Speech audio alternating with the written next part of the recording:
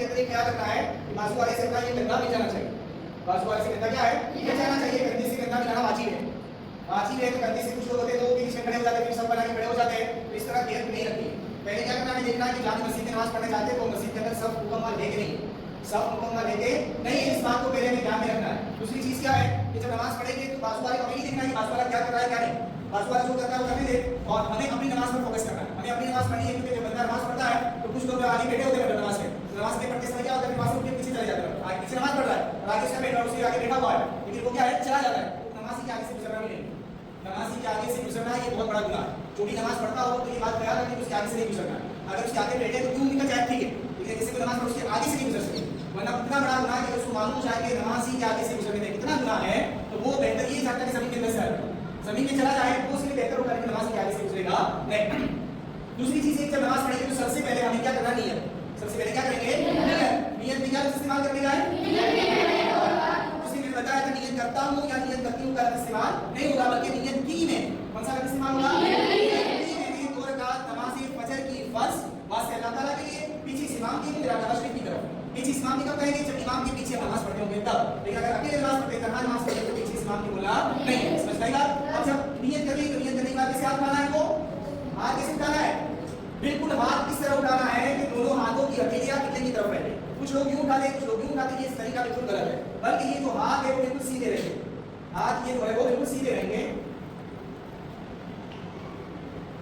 हाथ यूं सीधे बिल्कुल यूं भी नहीं रखना है या यूं भी नहीं रखना है, समझ लेगा, बिल्कुल हाथ की ये जो दोनों हथेलियां वो बिल्कुल किले की तरफ रहेंगे और उंगली ऐसे फैली हुई भी नहीं, इस तरह मिली हुई है,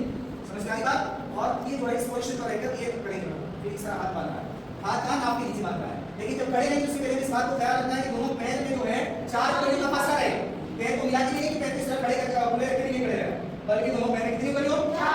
4 उंगलियों का फासला रहे। और जब हाथ बांध लेंगे तो कहां बांध रहे हैं, ये जो टूटी है ना जिसको गुजराती में कहते हैं टूटी, उर्दू में कहेंगे उसको नाप कहेंगे, नाप के नीचे हमको हाथों को बांध रहा है, और ये जो उंगली है ये उंगली और ये अंगूठा, उंगली और ये अंगूठा उसका हल्का बनाएंगे, ये जो इसको कैसे रखने का है ऐसे रखेंगे और ये 3 उंगलियां जो है वो कलाई पर रहेगी, 3 उंगलियां कहां पर रहेगी कलाई पर रहेगी और इस तरह नाप के नीचे बांधना है, इस तरह नाप के नीचे बांधना है। अब आगे क्या पढ़ेंगे, कुछ लोग पढ़ते हैं सना सुभान अल्लाहुम्मा,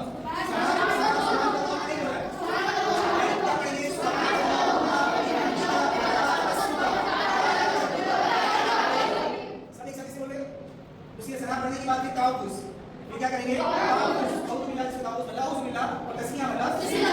पढ़ेंगे। उसके बाद सूरह फातिहा पढ़िए, सूरह फातिहा के बाद वापस से बिस्मिल्लाह पढ़ना, वापस से क्या करना है बिस्मिल्लाहिर्रहमानिर्रहीम पढ़कर जो भी सूरत आती हो, लेकिन सूरत पढ़ते समय ये ध्यान दे रहे उल्टी गिनती नहीं जाना है,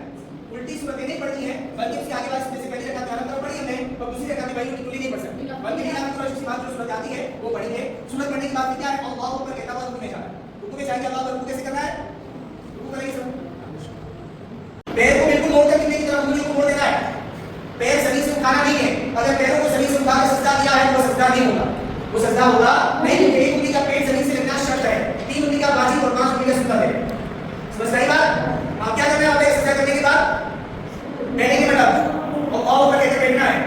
अल्लाह ऊपर कहकर क्या करना है बैठना है, और बैठने को क्या कहेंगे दोनों सजदों के दरमियान बैठने को सजदा जलसा कहते हैं, दोनों सजदों के दरमियान बैठने को क्या कहेंगे जलसा, जलसा भी वाजिब है, तोमा भी वाजिब है और जलसा भी क्या है वाजिब है, तो वाजिब को छोड़ना नहीं है। जब बैठने की पोजीशन क्या रहेगी, ये वाला जिस पैर पर जो बैठे वरना ये वाला जिस बैठे ना ये वाला जो पाँव लेफ्ट वाला, इसको लेफ्ट वाला पाँव है उसको बिछा देना है, ऐसे बिछा दिया जाए, इसके ऊपर बैठना है, और बाजू वाला जो राइट पाँव है इसको मोड़ के रखना है, उंगलियां किबले की तरफ रहेगी, पैरों कैसे बैठा रहना है, पैरों को ऐसे थोड़ा नजदीक जाने पे कहां नजदीक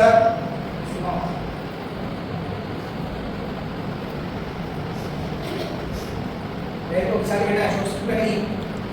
उसको क्या है इसमें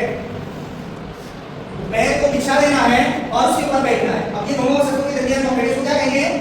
जलसा। अब दूसरा सजदा कैसे करेंगे, बाबा दूसरा सजदा करो,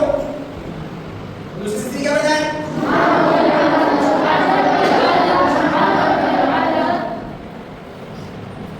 अब कैसे खड़े होना है, जब दूसरे का के लिए खड़े होने वाला तो दूसरे का के लिए कैसे बैठे हो, सवाल बस सजदे की हालत में ऐसे बैठे हो सकता नहीं, बैठना बस ऐसे दोनों पैरों पर खड़े बैठने वाला ऐसे बैठो। अब कुछ लोग होते हैं मतलब जब ये जिस बैठे हैं उससे खड़े होते हैं मतलब सजदे से खड़े होते हैं तो क्या होता है कि कुछ लोग मुंह पकड़े के खड़े होते हैं, है ना, इस तरह के नहीं होता, या कुछ मुंह खड़े होते हैं मतलब ऐसे करके खड़े हो जाते हैं। तो सजदे से उठने के पहले क्या करना है, ये पेशानी पहले उठेगी, फिर हाथ, फिर हाथ, फिर घुटने। समझ में आई बात? सजदे में जाएंगे तो पहले घुटने से ऊपर रखना है, फिर हाथ रखना है, फिर नाक के नीचे पेशानी, और उठने समय इसका उल्टा, पहले पेशानी, फिर हाथ, फिर हाथ। अब ऐसे उठेंगे हम तो पहले क्या उठा लिया, घुटने उठे हैं, हाथ कभी सभी पर टिके हुए हैं, तो ये नहीं, बल्कि जब सजदे से उठेंगे तो ये हाथ को यहाँ पर बच्चों पर दल्ला देना है, ये जो है वो